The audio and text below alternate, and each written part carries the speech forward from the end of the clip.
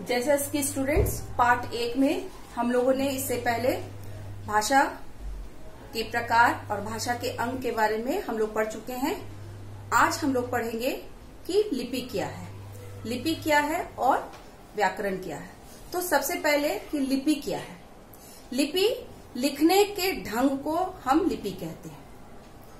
आप थोड़ी देर के लिए सोचिए कि अगर लिपि नहीं होती तो क्या होता।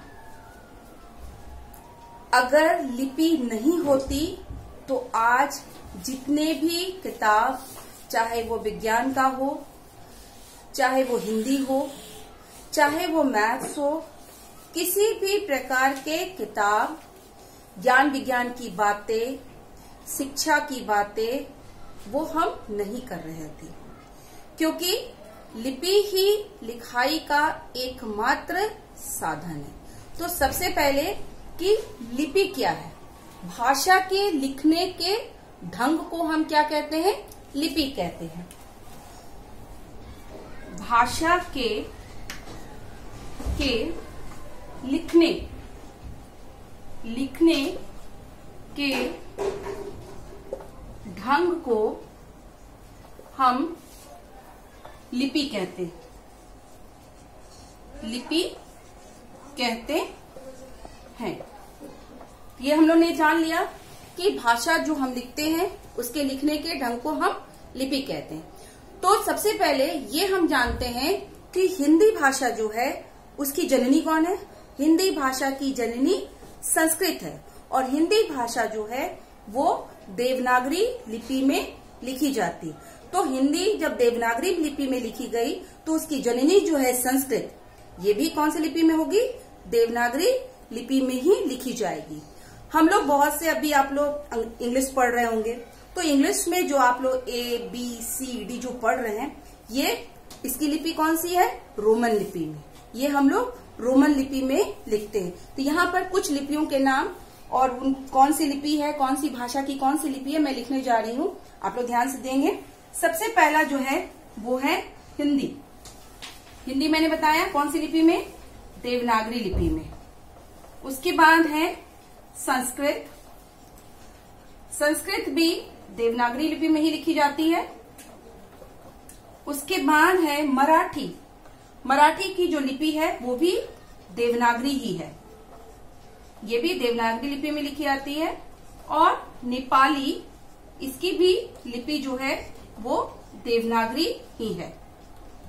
उसके बाद यहां पर आते हैं हम लोग अंग्रेजी। अंग्रेजी जो है वो कौन सी लिपि में लिखी जाती है? रोमन लिपि में। उसी तरह पंजाबी, ये इनकी लिपि क्या है? गुरुमुखी।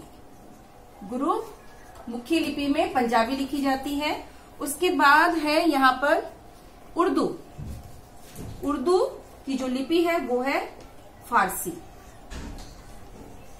सबसे बड़ी बात कि एक ऐसी लिपि है जो है उर्दू, वो हमेशा दाएं से बाएं की ओर लिखी जाती है। लेकिन अगर रहा हिंदी का बात, संस्कृत की बात, मराठी, नेपाली, तो हमेशा इसको लिखते समय हम लोग बाएं से दाएं की ओर जाते हैं। लेकिन उर्दू को लिखते समय हम लोग दाएं से बाएं की ओर जाते हैं। तो ये रहा लिपि। लिपि अगर है तो सब चीज संभव है। हम लोग तरह तरह की किताब, तरह तरह की जानकारियां, शिक्षा का माध्यम हम लोग लिखा हुआ हम लोग पढ़ सकते हैं। उसके बाद हम लोग अब आते हैं कि मातृभाषा क्या है। मातृभाषा, पहला है मातृभाषा। अब सबसे पहला हुआ कि मातृ क्या हुआ? मातृ का मतलब होता है माँ। माँ को हम लोग मातृ बोलते हैं, संस्कृत शब्द है मातृ। तो मातृभाषा क्या है?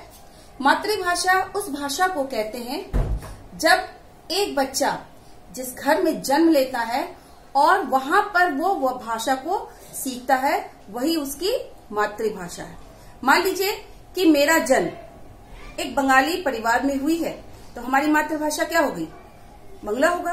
क्योंकि जब हम जन्म लेते हैं और उसके बाद हम सीखते हैं बोलने के लिए, तो हम लोग अपनी माँ से सबसे पहले जो सीखते हैं वो क्या सीखते हैं?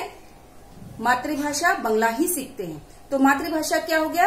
कि जब बच्चा एक परिवार में जन्म लेता है और जन्म लेने के पहले बाद वो जो प्रथम भाषा सीखता है वो उसकी मातृभाषा है। दूसरा जो है वो है राष्ट्रभाषा। राष्ट्रभाषा, अब राष्ट्रभाषा क्या है ये तो जान रहे कि मातृभाषा जो घर में जो पहली भाषा हम सीखते हैं वो मातृभाषा है। अब है राष्ट्रभाषा। तो राष्ट्रभाषा एक ऐसी भाषा है जिसको पूरा राष्ट्र बोलता है, देश के समूचे लोग बोलते हैं, वो हमारी राष्ट्रभाषा हुई। और हमारी जो राष्ट्रभाषा वो क्या है? हिंदी है। क्या है हमारी राष्ट्रभाषा? वो हिंदी है। हिंदी बहुत से जगह पर लोग बोलते और समझते भी हैं, इसलिए हिंदी हमारी राष्ट्रभाषा है। और तीसरा जो है वो है राज्यभाषा। अब राज्यभाषा क्या है? राज्यभाषा, जब हमारा देश आजाद हुआ था तो हमारे देश में नए संविधान बने थे। तो जब नए संविधान बनने से पहले भारत का जब संविधान के तहत 14 सितंबर 1949 को 14 सितंबर 1949 को हिंदी को भारत की राज्य भाषा की मान्यता दी गई। कब दी गई थी? 14 सितंबर 1949 को हिंदी को कौन सी भाषा का दर्जा दिया गया था? हिंदी को राज्य भाषा का दर्जा दिया गया था। कहा जाता है कि राज्य भाषा शासन के द्वारा, सरकार के द्वारा प्रयोग में लाया जाता है। जितने भी सरकारी दफ्तर होते हैं वहां पर जितने भी कामकाज किए जाते हैं उनका वो कामकाज हिंदी भाषा में ही की जाती है। इसलिए ये हमारी हिंदी हमारी जो है वो राज्य भाषा भी है। अब हम लोग पढ़ेंगे कि व्याकरण क्या है। व्याकरण,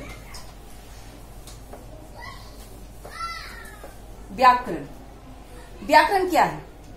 व्याकरण वो शास्त्र है जो हमें शुद्ध शुद्ध पढ़ना, शुद्ध शुद्ध लिखना और शुद्ध शुद्ध बोलना सिखाता है। साथ ही साथ व्याकरण जो है वो हमें नियमबद्ध तरीके से भी काम करना सिखाता है, क्योंकि हमारे देश में बहुत से लोग हैं और बहुत से लोग, चाहे वो छोटे बच्चे हो वो भी भाषा का प्रयोग करते हैं, एक बड़े आदमी भी भाषा का प्रयोग करते हैं, एक शिक्षित भी भाषा का प्रयोग करता है, एक अशिक्षित जो गांव में रहता है वो भी भाषा का ही प्रयोग करता है। तो भाषा का प्रयोग अनेक लोग करते हैं तो ये भाषा शुद्ध नहीं रह पाती है, इसमें अशुद्धियां आ जाती है।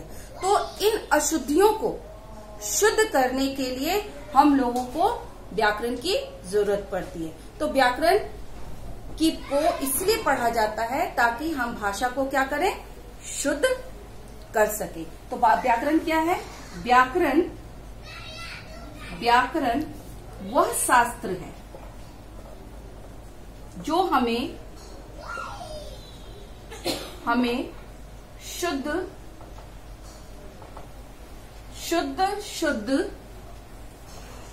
शुद्ध शुद्ध बोलना, पढ़ना और लिखना सिखाता है। और लिखना सिखाता है। तो आपको समझ में आ गया कि व्याकरण क्या है? व्याकरण हमें शुद्ध शुद्ध पढ़ना, लिखना और बोलना सिखाता है, साथ ही साथ हमें नियमों से अवगत कराता है। अब व्याकरण को 3 भागों में बांटा गया है। व्याकरण के 3 विभाग हैं। व्याकरण के 3 भाग हैं। सबसे पहला जो है वो है वर्ण विचार। क्या है? वर्ण विचार। दूसरा जो है वो है शब्द विचार और तीसरा जो है वो है वाक्य विचार। तो व्याकरण को 3 भागों में बांटा गया है। वर्ण विचार, जिसमें हम वर्णों के बारे में जानेंगे कि वर्ण के कितने भेद हैं, शोध क्या, जो भी आधार पर हम स्वर क्या है, व्यंजन क्या है, संयुक्त वर्ण क्या है, ये हम जानेंगे। शब्द विचार में उत्पत्ति के आधार पर शब्द कितने भेद होते हैं, शोध के आधार पर कितने होते हैं, अर्थ के आधार पर कितने होते हैं, और वाक्य के बारे में भी हम लोग जानेंगे कि वाक्य क्या है, वाक्य के कितने प्रकार हैं। तो इस तरह हम लोगों ने आज जाना कि लिपि क्या है और व्याकरण क्या है। और इसके पहले हम लोगों ने जाना कि भाषा क्या है और भाषा के अंग क्या है। इस तरह ये पाठ 1 जो है भाषा, लिपि और व्याकरण, ये पूरा हो गया और मुझे आशा है आप लोगों को समझ में आ भी गया होगा। जो हमारा अगला लेसन है वो है व्याकरण के अनुसार वर्ण विचार। वर्णों पर हम लोग अगले क्लास में विचार करेंगे कि वर्ण क्या है, इसके प्रकार क्या है। तो आज के लिए बस इतना ही। सो आप लोगों को समझ में आ गया होगा। ध्यान से इसे सुनिएगा, ध्यान से देखिएगा और तब तक के लिए आप लोग नेक्स्ट लेसन पढ़ के रहिएगा। हम पढ़ाने जाएंगे उसके बाद। तब तक के लिए धन्यवाद।